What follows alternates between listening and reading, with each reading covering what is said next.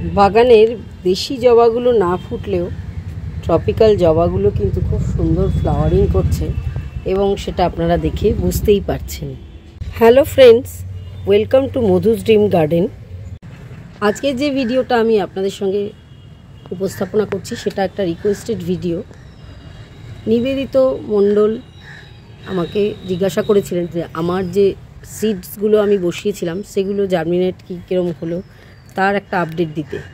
যদিও আমি একটা ভিডিওর মাধ্যমে দেখিয়েছিলাম যে আমার সবার আগে কসমস এবং তারপরে গাঁদা ফুল গাছগুলো বীজ জার্মিনেট হয়েছিল। উনি বোধহয় সেই ভিডিওটা কোনো কারণে মিস করে গেছেন। তো যাই হোক, আমি আজকে তার আপডেট আপনাদেরকে একটু দেখাচ্ছি যে আমার কসমস গাছগুলোরই বা কী হলো আর সেই গাঁদা ফুলের চারাগুলোই বা কী হলো, আর যে আমি নয়নতারা, নেস্টাশিয়াম, হলিহক বসিয়েছিলাম সেগুলোরই বা কী হলো। তো সবার আগে আমি আপনাকে এই কসমসের গাছগুলো দেখাচ্ছি, যেগুলো কিন্তু আমি এই ক্যারেটের মধ্যেই বসিয়েছিলাম এবং এখান থেকে তুলিনি। কিছুদিনের মধ্যেই দেখুন গাছগুলো কতটা বড় হয়ে গেছিলো এবং অলরেডি ফ্লাওয়ারিং করতে আরম্ভ করেছে।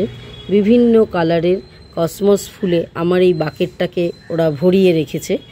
যদিও সব ফুল এখনও ফুটে বেরোয়নি, তো কুড়ি এসে গেছে, কিছুদিনের মধ্যেই ফুলে ফুলে ভরে থাকবে আমার এই বাস্কেটটা। আর নয়নতারার যে বীজগুলো জার্মিনেট হয়েছিল সেগুলো আমি আপাতত এই ছোট্ট ছোট্ট 2 ইঞ্চি পটে দিয়ে দিয়েছি। এগুলো একটু পরে জার্মিনেট হয়েছিল, তার 2-1টা চারা আগে জার্মিনেট হয়ে গেছিলো, সেগুলোকে কিন্তু আমি অলরেডি ফাইনাল পটিংয়ে বসিয়ে দিয়েছি। তো এখানে আরও কিছু চারা আছে। নয়নতারা চারা খুবই ইজি জার্মিনেট হয়ে যায়, যদিও এগুলো হাইব্রিড হবে কি না কোনো গ্যারেন্টি নেই। ফুলের কালার যে সেম যেটা দিয়েছিলাম সেটাই আসবে তার কোনো মানে নেই। অনেক সময় কি হয়, জার্মিনেট করার পরেও দেশি যে ভ্যারাইটিগুলো সাদা বা বেগুনি ওগুলোই হয়ে যায় নয়নতারার বীজ থেকে চারা জার্মিনেট করলে।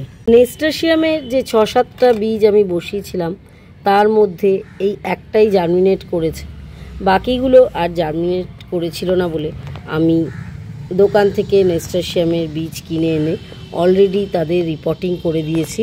শুধু এই বীজ থেকে হওয়া চারাটা এখনও বসানো হয়নি, নিশ্চয়ই কিছুদিনের মধ্যে একেও বসিয়ে দেবো।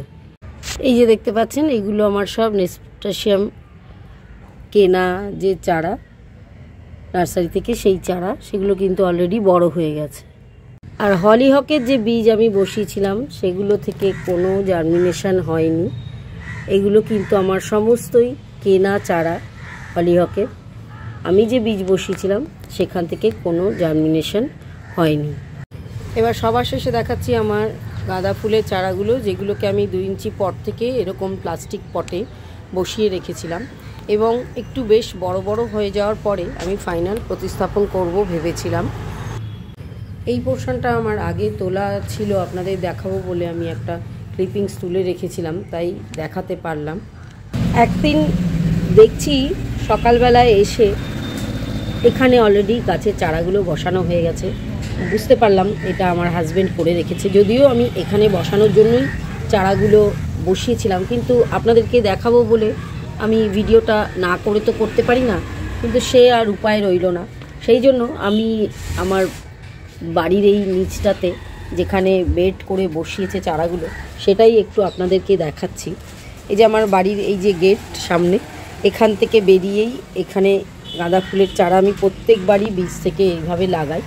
তো জানতো বলে এইখানে এনে বসিয়ে দিয়েছে, কিন্তু কখন বসিয়েছে তো আমি জানি না, সেই জন্য এই ভিডিওটা আর আপনাদেরকে দেখাতে পারলাম না, সরি।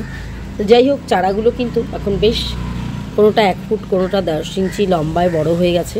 কিছুদিনের মধ্যে ফুল ফুটলে নিশ্চয়ই কখনো আবার আপডেটসে থাকবে। তো এই হচ্ছে আমার গাঁদা ফুলের চারাগুলো। এগুলো কিন্তু জার্মিনেশন রেট খুব ভালোই ছিল, মোটামুটি প্রায় 10 থেকে 12টা চারা হয়েছিল। তো আমি এখান থেকে 4টে চারা একজনকে দিয়ে দিয়েছি, আমার এক বান্ধবীকে গিফট হিসেবে, আর এইখানে এই 8টা চারা বসানো হয়েছে। সমস্ত গাছের মধ্যে এই কসমস গাছের সব থেকে রেজাল্ট ভালো। মোটামুটি এখানে যতগুলো বীজ আমি বসিয়েছিলাম তার প্রায় 80% জার্মিনেট হয়েছে এবং সবগুলোই প্রায় ফ্লাওয়ারিং স্টেজে এখন চলে এসছে। এই ছিল আমার আজকের একটা ছোটোখাটো উপস্থাপনা।